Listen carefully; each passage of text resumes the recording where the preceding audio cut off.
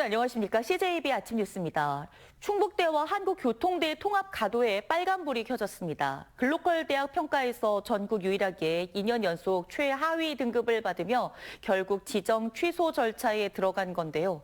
수천억 원의 지원금이 날아가고 기존 예산까지 다 뱉어내야 할 처지입니다. 이윤영 기자가 보도합니다.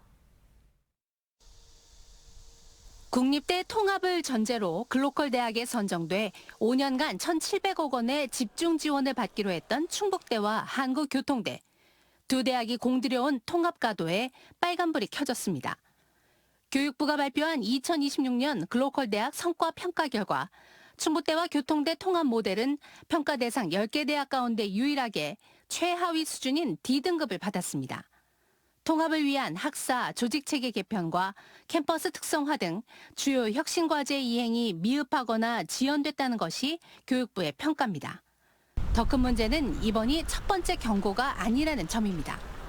글로컬 대학 규정상 D등급 이외의 누적은 지정 취소 요건에 해당하며 이에 따라 교육부는 즉각적인 지정 취소 절차에 착수했습니다. 이에 대해 대학 측은 이의 신청서를 제출해 최종 심의를 받아보겠다는 입장입니다. 7월 13일부터 17일 정도 사이 이의신청 심의를 하는 총괄심의위원회라는 게 있습니다. 그래서 만약에 등급이 변동 없이 그대로 확정이 되면 이제 글로컬 대학은 지정 취소가 되는 거고요. 통합이 무산이 되면 환수를 할 예정입니다. 만약 지정 취소가 최종 확정되면 당장 내년부터 수백억 원대의 재정 지원이 전면 중단되고 기존에 지원받은 710억 원마저 환수 대상이 됩니다. 5년간 지원을 해드리는 예산이 1,720억 원인데 올해 4년 차로 원래 같은 경우에는 한 430억 정도, 내년도에는 또 한 600억 넘게 교부가 되어야 되는 상황인데 이 부분이 이제 지원이 중단된다라고 보시면 됩니다. 통합의 가장 큰 주춧돌이 뽑힐 위기 속에서 대학 측은 글로컬 대학 탈락이 곧 통합 무산은 아니라며 진화에 나섰습니다. 이의 신청은 할 것 같고요. 그럼에도 불구하고 지속적으로 통합을 추진하겠다. 어쨌든 재원이 없잖아요. 재원을 마련을 어떻게든 하겠다. 무산이냐 강행이냐의 중대 기로에 선 충북대와 교통대의 통합 논의가 향후 최종 심의 결과를 거치며 어떤 돌파구를 찾을지 이목이 집중되고 있습니다. CJB 이윤영입니다. 민선 9기 출범을 앞두고 충북도지사직 인수위원회가 활동보고회를 가졌습니다. 이번 보고회에서도 민선 9기의 구체적인 공약 실천 방안 대신 재정난의 심각성을 다시 한번 강조했는데요. 쓸 수 있는 예산이 녹록하지 않은 만큼 기존 사업들의 우선순위를 철저히 따져 조만간 실현 가능한 100대 공약을 발표하겠다고 밝혔습니다. 안정원 기자가 보도합니다. 지난 10일 출범한 충북도지사직 인수위원회가 3주간의 활동 결과를 발표했습니다. 인수위는 지방채 증가와 재정 부담 증가가 민선 9기 도정 운영의 가장 큰 부담이라며 민생을 최우선으로 실용 행정을 펼치겠다고 밝혔습니다. 겉모습보다는 실질적인 효과를, 행정보다는 도민을, 단기 성과보다 지속 가능성을 우선하는 도정을 만들어 가겠습니다. 인수위는 민선 8기 부채가 민선 7기보다 1조 260억 원 증가했다며 민선 9기가 감당할 상환 부담액은 이자만 매일 1억 원 수준이라고 밝혔습니다. 이어 도청 청사 업사이클링 852억 원, 일하는 바퍼 143억 원 등 자체 사업에 도비를 과도하게 투입한 것을 재정 악화의 원인으로 진단했습니다. 민선 8기에서는 자체 사업을 과도하게 확장하고 진행함으로 해서 외부채인 금융권 차입까지 하면서 이렇게 무리하게 재정 운영을 한 결과로 보입니다. 도덕적 해이가 발견된 사업이나 효용성이 낮은 사업은 전면 재검토하겠다고 밝혔습니다. 대표적인 예로 일하는 바퍼를 언급하며 공공의료 등 재정 우선순위를 따져봐야 한다고 말했습니다. 그만큼 재정이 계속 100몇십억씩 들어갈 거라면 그 100몇십억을 다른 형태로 더 많은 도민한테 보편적으로 혜택을 준다든가 민선국이 충북도정의 슬로건은 충북 대전환 민생실용 충북.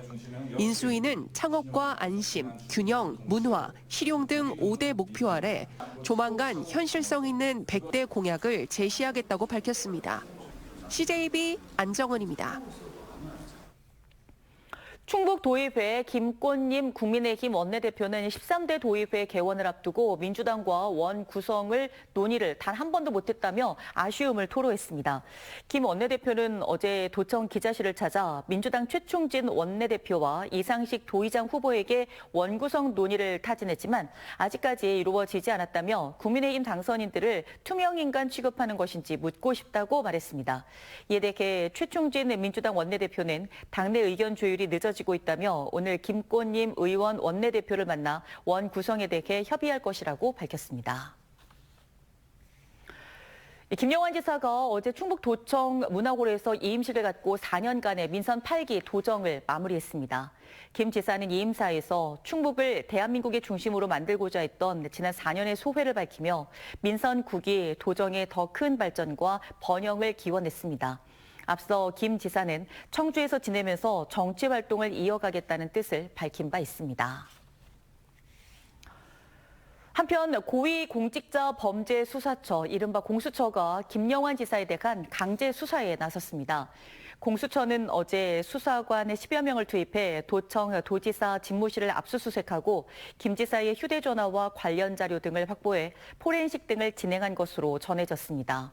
압수수색 영장에는 특정 범죄 가중처벌법상 뇌물 혐의가 적시됐습니다. 공수처는 김 지사가 지역 사업가와 체결한 자신의 북촌 한옥 매매 예약 계약과 관련해 금품 수수의 대가성이 있었는지 또 폐기물 사업 인허가 과정에 직무 관련성이 있었는지를 들여다보는 것으로 알려졌습니다. 청주에 내려졌던 올해 첫 폭염주의보는 어제 오후 6시를 기해서 해제됐습니다. 하지만 본격적인 여름은 이제 시작인데요. 올여름은 평년보다 더울 것으로 전망되면서 충북 곳곳에서는 벌써부터 폭염 대비가 시작됐습니다. 이민아 기자입니다. 달궈진 도심은 한낮 내내 뜨거운 열기를 뿜어냅니다. 강한 햇볕을 가릴 양산은 이제 여름철 없어서는 안 될 필수 아이템이 됐고 횡단보도 그늘막 아래에는 잠시라도 더위를 피하려는 사람들이 모여듭니다. 아유, 어제는 진짜 땀이 뻘뻘 나더라고. 장사를 하려고 그러니까 너무 힘들어가지고. 햇빛이 너무 뜨거워가지고 양산이 없으면 진짜 너무 다니기가 힘들더라고요. 축산농가도 비상이 걸렸습니다. 20년째 축산업에 종사한 농민도 여름이 매년 빨라지고 있음을 피부로 느낍니다. 축사 바닥의 습기를 줄이고 지붕 복사열을 차단하는 등 폭염 피해를 줄이기 위해 안간힘을 쓰고 있습니다. 올해는 작년보다도 더 일찍 더위가 찾아와서 습도를 잡아서 이제 바닥을 좀 건조하게 해주고 그다음에 이제 지붕에서 내려오는 복사열을 좀 차단을 많이 시켜서 그래서 이제 지금 하여튼 최대한 좀 폭염의 준비를. 청주시는 축산농가 피해를 줄이기 위해 고온 스트레스 완화제와 차광막, 환기시설 등을 예년보다 앞당겨 지원하고 있습니다.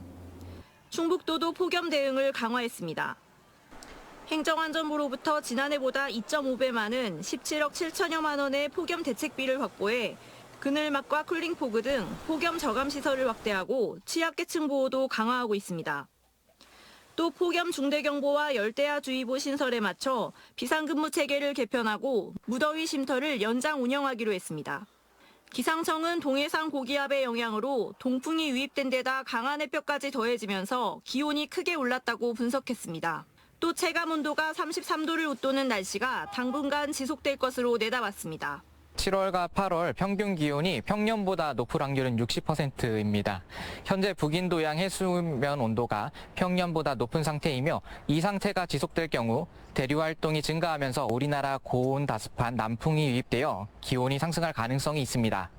기상청은 온열 질환 예방을 위해 낮 시간대 야외 활동을 자제하는 등 건강관리에 각별히 유의해달라고 당부했습니다. CJB 이민아입니다. 전국 요양보호사협회 충북지부는 요양보호사의 날을 앞두고 오늘 출범하는 민선 9기 지방정부에 공공돌봄 확대와 돌봄 노동자 처우 개선을 촉구했습니다. 이들은 도청 브리핑룸에서 기자회견을 열고 지난해 요양보호사 처우 개선 정책이 충청북도와 청주시 조례에 담겼지만 예산은 책정되지 않았다며 복지수당 예산을 반드시 배정해야 한다고 주장했습니다. 또 지방정부가 주도해 돌봄 노동에 대한 사회적 인식을 개선하고 장기 요양요원 지원센터의 위상을 강화해야 한다고 강조했습니다. 공정한 세상과 충북경제사회연구원이 공동 주최한 청주 지역 대형 유통시설 3개 추가 입점 추진에 따른 영향과 대책 집담회가 청주 문화산업단지 나눔마당에서 열렸습니다. 어제 집담회는 대형 유통시설 입점이 지역에 미칠 영향을 살펴보고 중소상공인과 전통시장 등과의 상생 방안 등을 논의하기 위해 마련됐습니다. 공정한 세상 측은 상생 방안 등을 청주시장직 인수위원회에 전달해 시정에 반영되도록 할 예정입니다. CJB 청주방송기술국 이진호 팀장이 한국방송기술인연합회가 주관하는 2026 방송기술인상 수상자로 선정됐습니다. 이진호 팀장은 지역방송 환경에 맞는 기술 운용과 현장 중심의 문제 해결을 통해 방송 품질 향상과 송출 안정성 확보에 기여한 점을 높이 평가받았습니다. 한국방송기술인연합회는 어제 한국방송회관에서 이진호 팀장을 비롯한 수상자 10명을 대상으로 시상식을 개최했습니다. 충북 사회복지공동모금회는 이달 말까지 베네수엘라 지진 피해 지원 특별 모금을 실시합니다. 베네수엘라 정부의 발표에 따르면 지난 24일 발생한 강진으로 1,450명이 사망하고 12,000명이 넘는 이재민이 발생했습니다. 특별 모금은 충북 모금회 전용 계좌로 참여할 수 있으며 법정 기부금으로 인정됩니다. 청주시가 청주시 담배 소매인 지정 기준 등에 관한 규칙을 전부 개정하고 시행에 들어갔습니다. 개정안에는 국가유공자, 장애인 우선 지정 대상자의 명의를 빌려 신청하거나 위치 변경 제도를 이용한 편법적인 양도, 양수 사례를 차단하기 위해 1공고 1신청 원칙을 도입했습니다. 또 담배 소매인이 가게 위치를 옮길 경우 별도의 공고 절차를 거쳐 새로운 소매인을 지정하도록 하는 내용도 포함됐습니다. 청주 상당경찰서는 충북 모범운전자연합회와 안전한 귀갓길 확보를 위한 업무 협약을 체결했습니다. 이번 협약에 따르면 300여 명의 택시 운전자가 심야 시간대 골목길이나 방범시설이 부족한 곳에서 내리는 승객들이 건물 내부로 진입할 때까지 전조등을 비추며 보호합니다. 또 운행 중 범죄 의심 등 이상 징후를 발견하면 즉시 112에 신고하는 감시망 역할을 수행합니다. 7월 첫날입니다. 더 활기 있는 한 달 되시길 바랍니다. CJB 아침 종합뉴스 마치겠습니다. 고맙습니다.